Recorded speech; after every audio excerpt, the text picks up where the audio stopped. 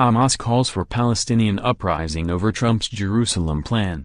Jerusalem, Gaza, Reuters. The Islamist group Hamas urged Palestinians on Thursday to abandon peace efforts and launch a new uprising against Israel in response to U.S. President Donald Trump's recognition of Jerusalem as its capital. Palestinian factions called for a day of rage on Friday, and on Thursday a wave of protest in the West Bank and Gaza brought clashes between Palestinians and Israeli troops. At least 31 people were wounded by Israeli gunfire and rubber bullets, medics said. The Israeli military said on Thursday evening 2 rockets had been fired towards Israel from the Hamas-ruled Gaza Strip, but did not cross into Israeli territory. For a graphic on possible Jerusalem U.S. embassy sites, click tmsnrt.rs/2jikshik. The military said it was reinforcing troops in the occupied West Bank. Medics said 11 people had been hit by live bullets and 20 by rubber bullets in the Thursday unrest. One was in a critical condition.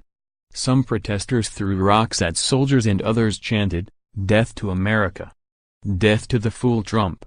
Trump reversed decades of U.S. policy on Wednesday by recognizing Jerusalem as the capital of Israel, angering the Arab world and upsetting Western allies. The status of Jerusalem, home to sites holy to the Muslim, Jewish and Christian religions, is one of the biggest obstacles to a peace agreement between Israel and the Palestinians. We should call for and we should work on launching an intifada, Palestinian uprising, in the face of the Zionist enemy, Hamas leader Ismail Haniyeh said in a speech in Gaza.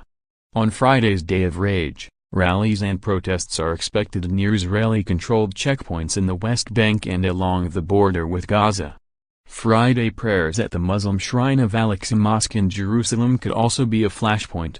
Nasser al-Qidwa, an aide to Western-backed Palestinian President Mahmoud Abbas and senior official in his Fatah party, urged Palestinians to stage protests but said they should be peaceful.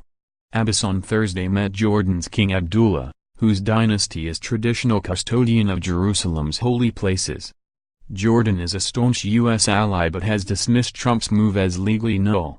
Palestinian news agency Wafa said Abbas updated the king on the imminent dangers in light of the decision by U.S. President Donald Trump to recognize Jerusalem as the capital of the occupation state, and the mechanism of future steps to protect the holy city.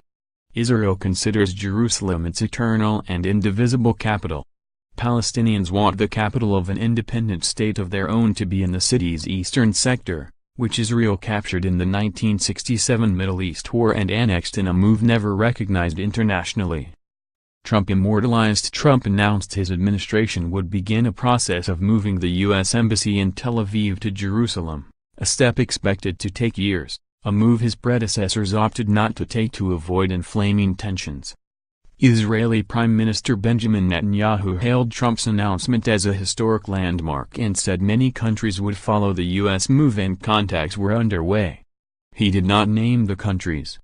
President Trump has immortalized himself in the chronicles of our capital. His name will now be held aloft, alongside other names connected to the glorious history of Jerusalem and of our people, he said in a speech at Israel's foreign ministry. Other close Western allies of Washington, including France and Britain, have been critical of Trump's move. Pope Francis has called for Jerusalem's status quo to be respected, while China and Russia have expressed concern. The EU's foreign policy chief, Federica Mogherini, said, "The European Union has a clear and united position.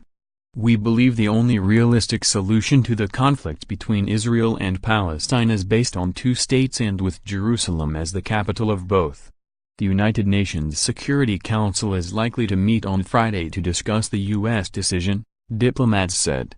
Trump's decision has raised doubts about his administration's ability to follow through on a peace effort that his son-in-law and senior advisor, Jared Kushner, has led for months aimed at reviving long-stalled negotiations. Haniyeh called on Abbas to withdraw from peacemaking with Israel and on Arabs to boycott the Trump administration.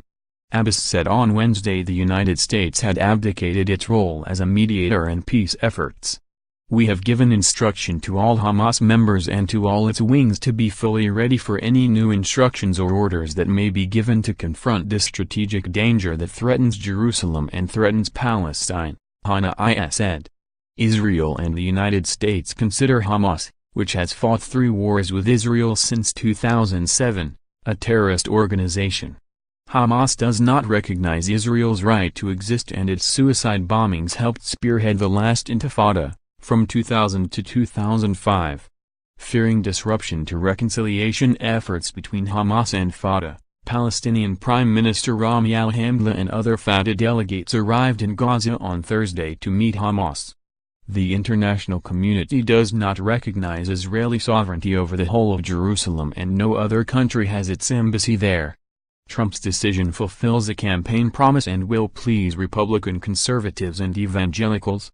He said his move was not intended to tip the scales in favor of Israel, and that any deal involving the future of Jerusalem would have to be negotiated by the parties, but the move was seen almost uniformly in Arab capitals as a sharp tilt towards Israel.